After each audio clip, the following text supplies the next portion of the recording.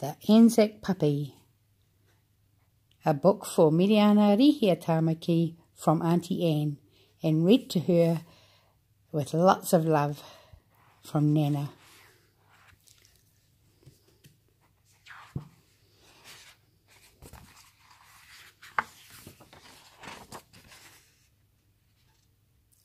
In the middle of the night, in the middle of winter, in the middle of a war, a puppy was born.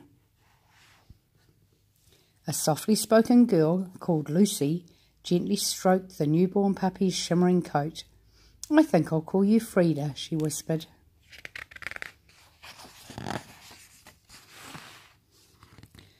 Lucy's family loved Frida very much, but they couldn't afford to keep her. They already had too many hungry mouths in the house to feed. So one day, Frida was placed in a box and left by the side of the road. Lucy sat watching over her, hoping and praying that no one would notice her.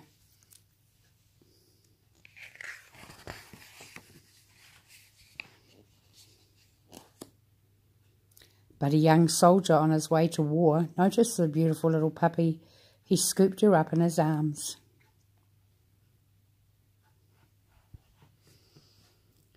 "What's your puppy's name?" he asked. "Frida," Lucy whispered. "What's yours?" "Sam." The soldier smiled and hugged Frida. "Don't worry, I'll take good care of her. And when the war's over, I promise I'll bring her back to you, safe and sound."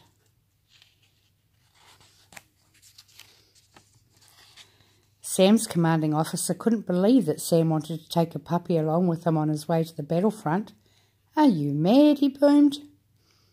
"A war zone's no place to raise a young dog." "No worries," said Sam, grinning. "She's going to be my good luck mascot."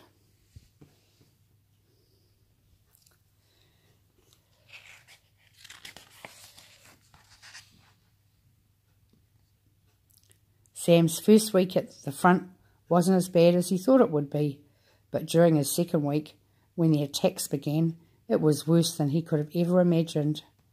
With the earth shaking and rocking all around him, he felt like crying. But he didn't. He knew that he had to be brave for Frida.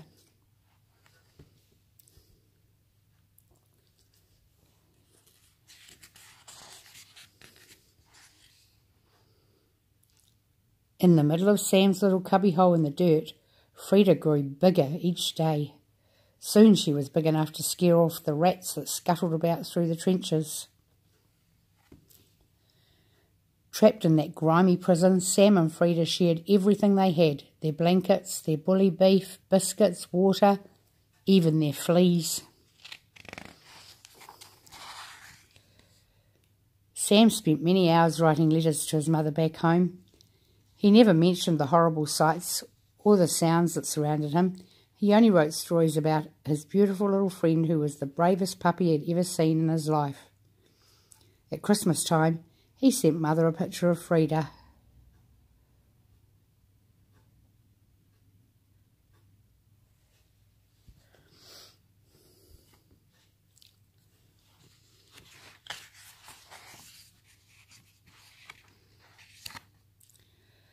Day after day, the explosions became louder and louder. The long, cold nights at the front soon turned into long, terrifying months. Sam never knew if he would live to see the next day, but he knew that he had to. He'd promised Lucy that he'd bring Frida home safe and sound.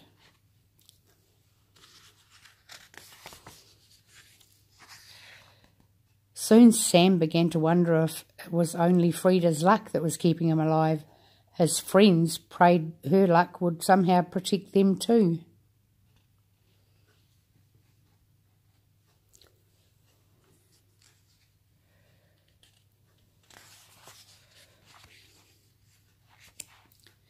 Every day, Sam lost more and more of his friends at the Western Front, friends he had grown up with, and friends he had played sports with at school. These were friends he would never see again. Soon, Frida was the only friend Sam had left in the world. As the months slowly turned into years, Sam became more and more upset by the fighting. He was sick of the endless explosions. He was sick of the crying. He just wanted to go home.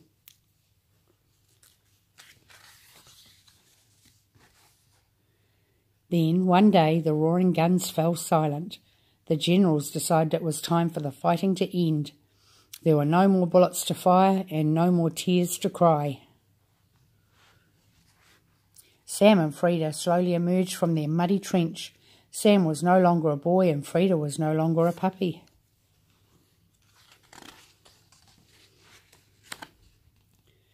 After a long journey home, Sam took Frida back to the house where he'd found her. Sam was surprised to see a young woman greet him, not a girl. "Frida!" Lucy cried as she ran down the path to greet them. Sam smiled at her. "I told you I'd bring her back safe and sound." He hugged the dog and placed his medal around her neck. "Thank you, girl," he whispered. "I couldn't have survived the war without you." During the months that followed, Sam came back to visit Frida and Lucy. Then, during one of his visits, something very special happened. Sam and Lucy got married. One year later, in the middle of the night, in the middle of winter, in the middle of Sam's farm, a beautiful little baby was born. Her name was Frida.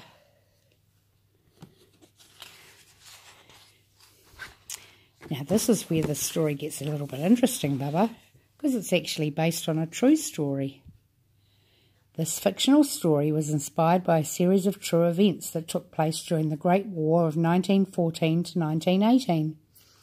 While at a training camp in England, the New Zealand Rifle Brigade Regiment had an official mascot, a Harlequin Great Dane known as Frida. She was acquired in the Staffordshire region by a soldier named Sergeant Ashby and taken back to ANZAC base at Brockton Camp. The commanding officer, Brigadier General Fulton, was so charmed by the young dog that he ordered she be put on regimental strength rations and made the unit's mascot. During this time, Sergeant Ashby was befriended by a local family, the Wrights, who ran a soldiers' club at the St John's Institute. Sergeant Ashby immediately struck a friendship with the young daughter Frida, and her living relatives have confirmed that it is most likely that he named the puppy after her. In 1918, Sergeant Ashby sent a Christmas postcard to Miss Wright, which included a photograph of the now fully grown dog Frida. This is the only photograph of Frida in existence. Military reports confirmed that the plucky mascot was well known throughout the Cannock Chase region and was often seen leading the soldiers during their regular route marches. She was also an enthusiastic participant in the camp's ceremonial parades.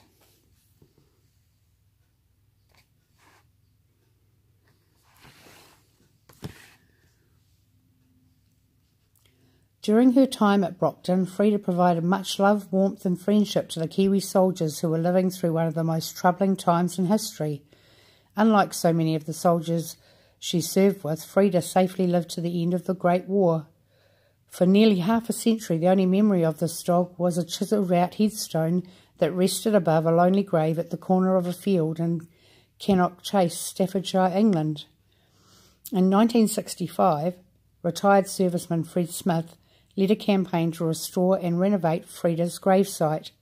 In 2001, a special headstone was created by Friends of Cannock Chase and a commemoration service was held in her honour. Frida's studded collar, which bears the inscription Frida of the New Zealand Rifle Brigade, is now in the Army Museum at Wairau, New Zealand.